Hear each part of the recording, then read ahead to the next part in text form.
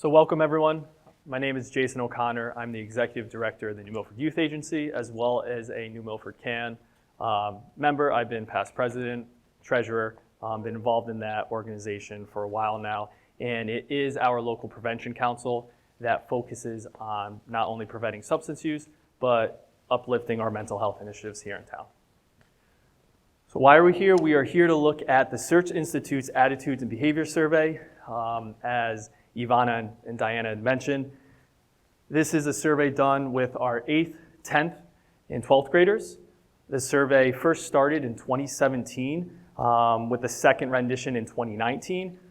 We had hoped to look at 2-year timeframes to compare data. There was a global pandemic, so we paused and we looked at in 2022 and then in 2024. Again, the students in focus are our 8th, 10th, and 12th graders. So why is everyone here? As Diane mentioned, this is the New Milford community, this is the New Milford town. These are our students, these are our families. We all have different mechanisms of interacting with youth. We work in different systems here in town. And so the whole purpose is to come together, look at this data, look at the pros, the cons, the strengths, the deficits, and see how us as one community can come together. And again, that overarching goal that we're going to be looking at is to understand the youth perspective, their strengths, the supports, those risk-taking behaviors, as well as those thriving indicators. Key thing to remember, this is the youth's perception. It's their perspective. We could think as adults that we're doing an amazing job. We're kicking butt, tons of programs, students are rocking. They may have a different perspective. And it's very important to keep that youth perspective, that youth opinion, on the highest point to make sure that we're contemporary in that youth opinion. The Attitudes and Behaviors Survey is, again, it's administered through the Search Institute. That's a nonprofit. They've been doing this for decades now. Millions of students have been surveyed throughout the nation. And not only here in New Milford, if we're looking regionally within the state of Connecticut, our surrounding schools, surrounding towns also administer this survey. So we do have some really good data, not only New Milford, but looking regionally, looking at statewide, looking at national. With it being a survey, there are some limitations. I think that's important to say. We did not have the availability to survey students who did not speak English. So that is a limitation of this survey, and that is something that we are looking to address, as that is a growing population here within our community. So Diane mentioned assets. You're going to be hearing assets a lot. And the easiest way to explain it is if we're looking financially or talking financially. You want diverse assets. You want assets in all kinds of different investments, cash, you name it. And the more you have, basically, usually the more successful you are, the more healthy perhaps your financial situation is as an adult. That's the same thing for not only youth, but everyone here. We have what's called internal assets and external assets. The internal assets are our internal guidance system, our morals, our beliefs. How are we navigating the world?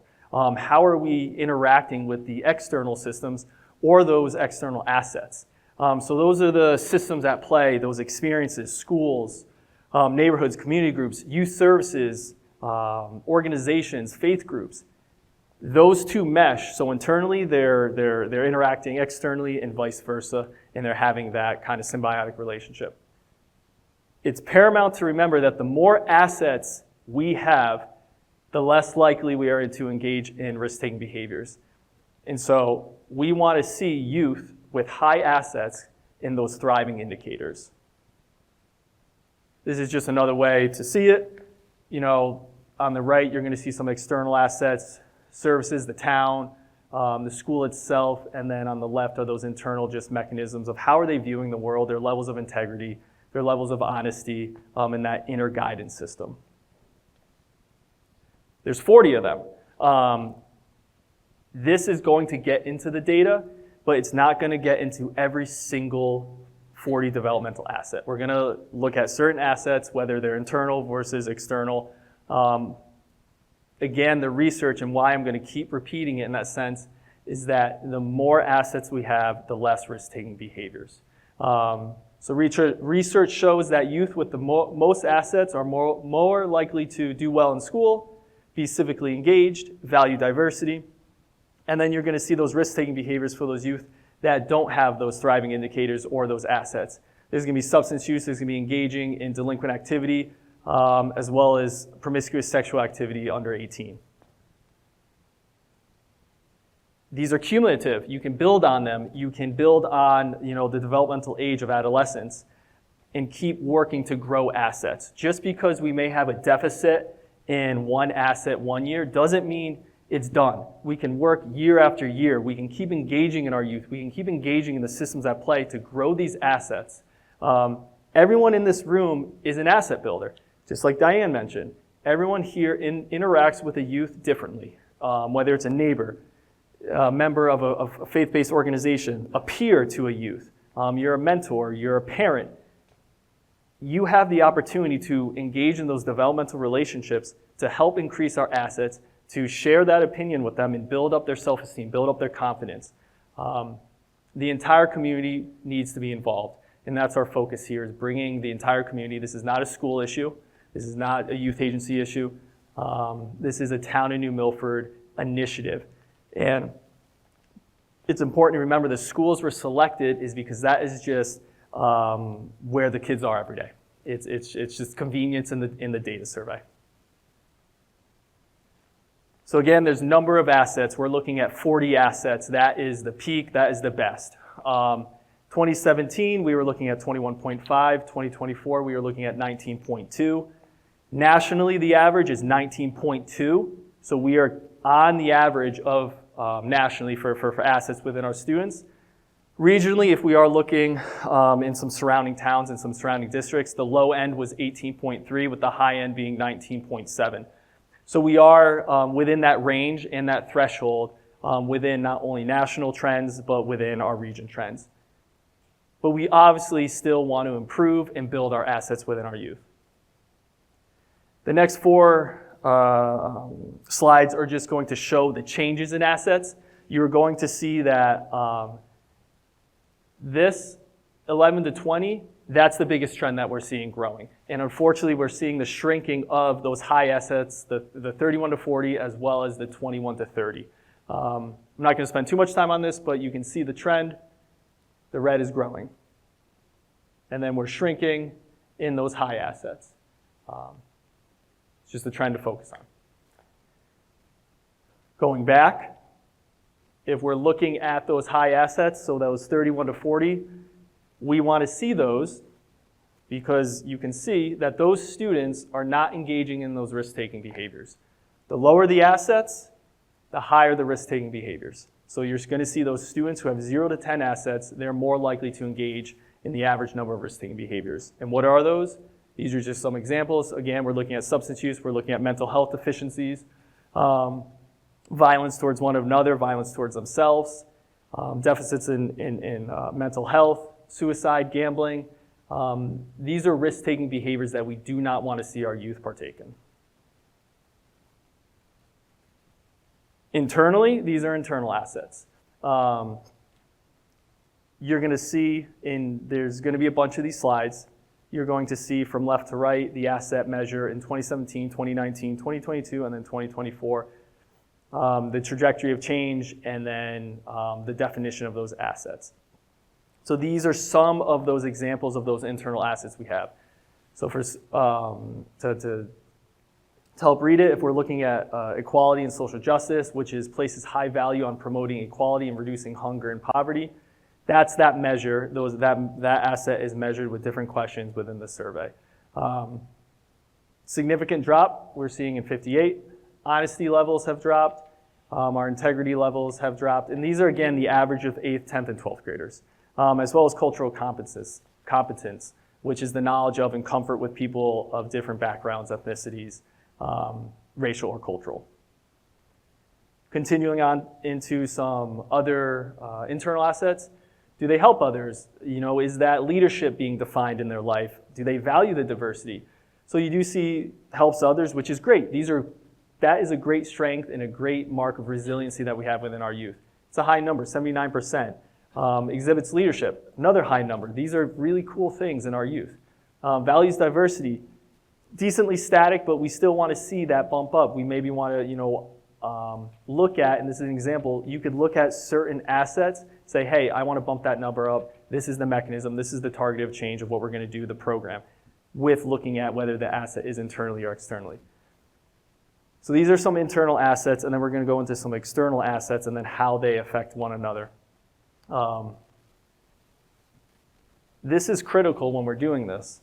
So the importance of peer influence. These youth, again, are 8th, 10th, and 12th grade. So we're looking at the peak of adolescence going into that young adulthood. This is when developmentally they're not looking towards adults. They're not looking towards their family members. They're not looking towards their parents for that advice and that guidance system. They're looking towards their peers. So positive peer influence, essentially unchanged. And that is a pretty strong definition of a young person's best friends model positive, responsible behavior. Whether that is true or not, that is their belief, and that is a core measure that this looks at. We look at our adult role models. They only believe, or 40% believe, that us adults are modeling that positive behavior. Keep that in mind when we're going into these conversations, when we're going into looking at peer perception of harm for substance use versus parental perception of harm versus individual perception of harm. Continuing into that adult versus peer influence, the family support system is high, which is great to see. However, our youth's perspective is that the positive family communication is still low, which is individual and his or her parents communicate effectively, and the individual is willing to seek parents' advice and counsel. That goes right back to who are they going to the counsel, who are they going to assistance in their life. And again, parents' involvement in school, are they actively involved? Are they helping the individual and the youth succeed? 24% in 2024 as opposed to 28 in 2017. Again, we still are 4 years out of COVID. There are a lot of effects still affecting the youth from that. School and community values youth. So these are the external systems. Our community values youth. That is the definition of the young person. How do they perceive that adults value them in the community? And then additionally, are they viewed as resources? And then within the school, is there a caring school climate? So they're saying essentially that within the town itself, the town, the community, the school, that adults are either not looking toward them as resources and or we're not valuing their opinion. And that is something obviously none of us want, even peers, so we're looking to help increase these assets and increase these percentages here. The cool thing about substance use is that we're seeing in the data trending in the other way now. You're going to see some concerns, but then you're going to see some perceptions of harm, some 30-day use, that substance use prevention is working in the town, which is phenomenal to see. These charts are heavy with data and numbers, and we're going to look at not only substance use, we're going to look at the youth's perception of risk, their peers' perception of risk, as well as their parents' perception of risk. So if we're just looking at substance use, the way it reads is each risk-taking behavior has 4 measures. In those 4 measures, it's broken down to 8th, 10th, and 12th grade. So we are seeing a decrease in those drinking parties. This is a celebration here. We are seeing that decrease in the 30-day use in marijuana. And I'm putting a plug in. It's not recreational marijuana that was just passed. It's adult use cannabis. And by seeing this number here, that is an amazing number to see, the fact that even with the legalization of adult use cannabis, we are seeing youth trends in marijuana going down. I was actually shocked to see that. And then other drug use, again, this is their perception. So other narcotics, once or more in the last 12 months. A youth's perception of risk. Do they think this is bad? It's essentially what this measures. So drinking 5 or more drinks once in a week. These numbers are going up. Marijuana once or twice a week. You saw the 12th graders in 2017, only 38% of them thought that was bad. We're looking at over 52% now.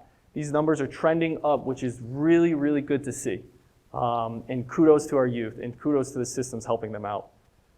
Prescription drug use as well. Their perception of whether it's risky to do this, these perceptions are going up. Do they believe that their parents think it's wrong? So does the youth believe that their parents think drinking regularly is wrong? Again, we're seeing these numbers grow. So 97, 94, 98 now for those 12th graders. Smoking marijuana with that adult use cannabis, 97, 88, 84. Prescription drugs, 98, 96, 98. We hope these numbers will stay high because this is them thinking their parents think this behavior is bad. You want these numbers.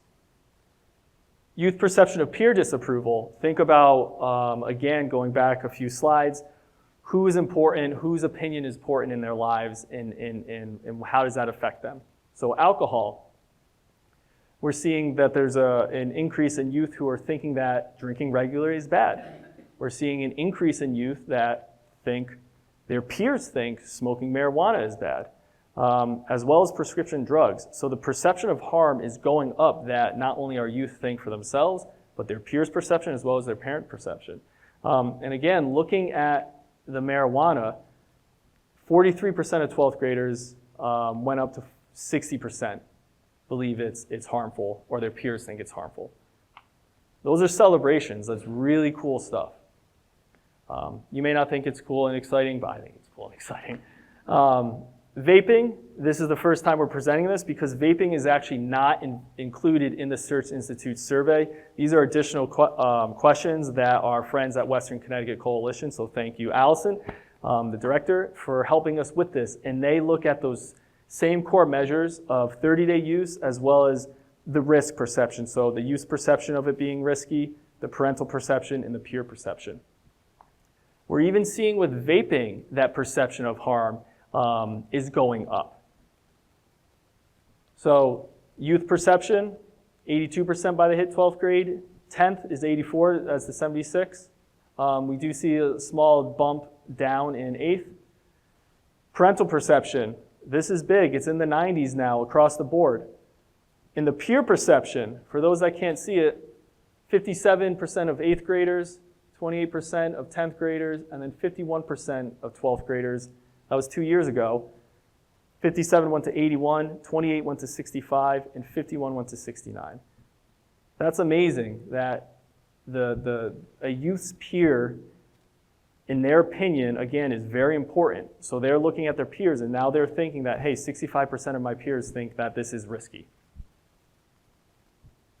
Moving on to some mental health concerns. These include skipping school and or looking at those truancy issues. These are, again, please remember a youth's perspective, what they're seeing in the school, what their realities are. So we're looking at, the numbers are there, it's unchanged for some parts, gone up a little bit in other parts. So 33, 27, 34 on that bottom row of 2024, skip school once or more in the last 4 weeks. Some have gone down. We're looking at 42% in the 12th grade to 34, increased here, increased by 1%. You will get these slides as well. There's a lot of information in these, so you can take it, look at it, and you can ask questions, after this, ask questions in your group.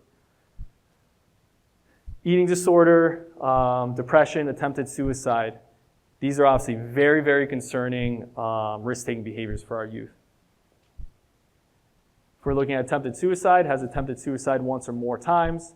2024 is 14% in 8th grade, 19% in 10th grade, and 18% in 12th. We see some increases in the lower grades as then a decrease in the higher grade, looking at 2-year comparative. Depression, felt sad or depressed mostly at all in the time in the last month. We're seeing some decreases. Actually, we're seeing all decreases in that measure. And then eating disorders, we're seeing decreases with some increases in the early on. These concerns are trending not here in New Milford. This isn't a New Milford problem. This is a regional problem. This is a state problem. lack of problem, this is a concern, to use a better word. And I will show you some statewide as well as some national data. Restraint. Do youth believe it's important to avoid risk-taking behaviors? Their personal power. Do they have control over things that happen to them? And then their self-esteem. Are they reporting having a high level of self-esteem? Again, celebrating the successes. 42%, 37%, 41%. As we saw, those numbers were pretty low coming out of the pandemic and even before for those self-esteem. So we're seeing that resurgence in self-esteem. And even looking at 2017, those are some low numbers of our youth reporting self-esteem. Whether they have the power, we're seeing those numbers bump up again. And then restraint. Our youngest students believe that they have restraint, or that's important to avoid risk-taking behaviors, which is what you should see developmentally. And then that will decrease throughout the lifeline of adolescence. This is important to know and measure some regional trends. The 2023 Connecticut School Survey, which looks at our statewide children of 9 to 12, reports that suicide is a concern amongst Connecticut students, and that 16% of youth reported seriously considering suicide, which was relevant or on par with our number going back here. So we're at 18, 19, 14, which I think technically averaged out to that 16, 17%. 51% of high school students felt that they do not have a trusted adult that they can speak to. 28% of high school students reported having poor mental health in the last 30 days. And then 35% of high school students felt sad or hopeless in the last 2 weeks. And then looking at suicide, that's the leading cause of death among people 10 to 14 nationally. Second leading cause, and then third leading cause of our young adults 15 to 24. This may be hard to see. New Milford 2024 is here at 18%, and then New Milford 2024 here is at 16%, with comparative New Milford data here at 2022, and then 2022 up here. The top chart is percent of students that felt sad or depressed, and we have New Fairfield in 2023, Bethel in 2022, Brookfield, and then Naugatuck, and then again, New Fairfield, Bethel, Brookfield, Naugatuck. Our percentage is lower here, and then we're equivalent with previous year as well as another school. It's a range and it's a threshold, so there's no outlier, there's no skewed data, and I think it's important to look at that this is, we've been saying it's a New Milford community, it's a statewide, it's a nationwide. So what can we do? Everyone here is an asset builder. We all have roles to play. We all interact in youth differently. Neighbors, caring adults, get involved in your community, start coaching, start volunteering in those third spaces where our youth congregate. Volunteer in your community, include parents and youth on the projects. Demonstrate the developmental assets. We will have links towards them that these assets, yes, we are focusing on the 8th, 10th, and 12th grade, but you can start asset building, and there's definitions of what the assets look like as low as age 3. And Diane's a big champion of that, in the sense of starting this prevention work and these developmental relationships that go along with it younger, in those younger years. Because it shouldn't just be a downstream target. As an organization or business, there's a lot of stakeholders here. There's different organizations here in town. Look at building those assets within all your populations, whether it's you only serve adults, whether it's looking at the youth populations. Provide those meaningful opportunities for young people to contribute to. I know here at the youth agency, we focus on youth, but we've been looking to get those youth into opportunities where they can share their opinion, share their perspective. Ensure that cultural competency and that those definitions of diversity are available to them. Keep in mind that our youth have diverse lives. They're working, they're going to school, they have social lives, they have family lives, they may be in faith-based activities. Respect where they are in that time and place. If they're showing up, honor that and respect that. And then promoting those youth developmental programs. Parent or family members, get involved together, maintain those systems, support each other. Support, and I know it may be dorky, but highlight some assets every now and then, or just talk about tough situations and how you either triumphed or maybe there was some learning mechanisms that happened. Ask teens for those suggestions, whether it's either helping out with chores, dinner, and any other opportunities around the house, keeping them involved and keeping that power or that dynamic so much of a with them.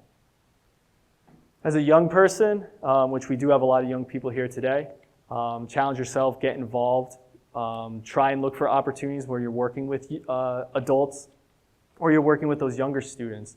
Play a sport, learn instruments, mentor, just get involved in your neighborhoods, get involved in your community. And that's why I'm saying this, is because everywhere, anywhere, we can start this asset building. We can look at these relationships and how important it is to just mentor and to support each other. There's no health without mental health, so remember to take care of yourself, take care of your strengths, and reach out when you do need it.